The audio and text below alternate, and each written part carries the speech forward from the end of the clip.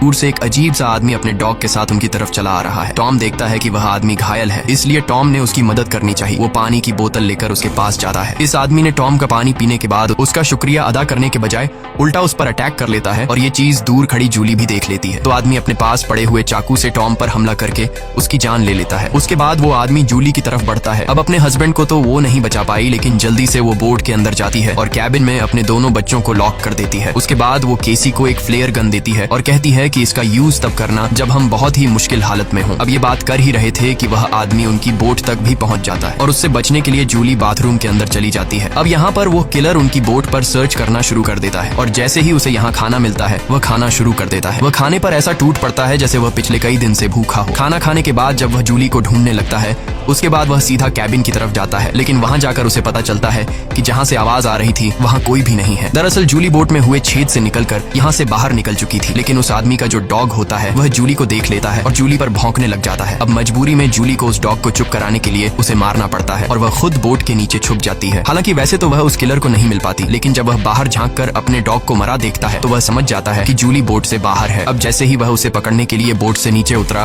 तो जूली वापस बोट के ऊपर जाकर एक टूटे हुए शीशे को अपना रास्ता बनाते हुए फिर से बोट के अंदर आ जाती है। लेकिन थोड़ी देर में यहाँ पर जूली उस आदमी के हाथों पकड़ी जाती है। वह उसे उसके बालों से पकड़ के उसे मारने लग जाता है। वह जूली का गला दबाने लगता है। अब वह किसी तरह से खुद को बचाने के लिए उस किलर से लड़ने लगती है। कैसी जो ये सब केबिन से देख रही थी उसे याद आता है कि ये फ्लेयर गन यूज करने का अच्छा मौका है। वो फ्लेयर गन चला देती है जिससे आदमी दूर जा गिरता है, लेकिन उससे ज्यादा कुछ नहीं होता, बस उन्हें भागने का मौका मिल जाता है और बोट में आग भी लग जाती है। अब जूली जल्दी से अपने दोनों बच्चों को बचाने के लिए उस बोट से बाहर निकल जाती है। बोट से निकलते वक्त वो किलर एक बार फिर से जूली पर हमला करता है, लेकिन इस बार जूली उसे लात मारते हुए पीछे गिरा देती है। बाहर जाने के बाद कैसी और बैन अपने फादर की डेड बॉडी को देखकर रोने लगते हैं। उन्होंने इस सब की बिल्कुल उम्मीद नहीं की थी। बैन अपने पिता की मौत का खुद को जिम्मेदार ठहराता है। वो कहता है कि न मैं वो बलून ऊपर छोड़ता और न ही आदमी उन्हें देखकर यहाँ आता। अब यहाँ पर जूली भी अपने हस्बैंड से लिपट कर रो रही थी कि तभी वो देखती है कि वो किलर उनकी जलती हुई बोट से बाहर निकल आता है और अब उनके लिए यहाँ पर रुकना सेफ नहीं था, इसीलिए वो अपने दोनों बच्चों को लेकर यहाँ से भागती है। कुछ ही देर बाद उनकी जलती हुई बोट ब्लास्ट हो जाती है। भागते भागते ये लोग काफी थक चुके थे,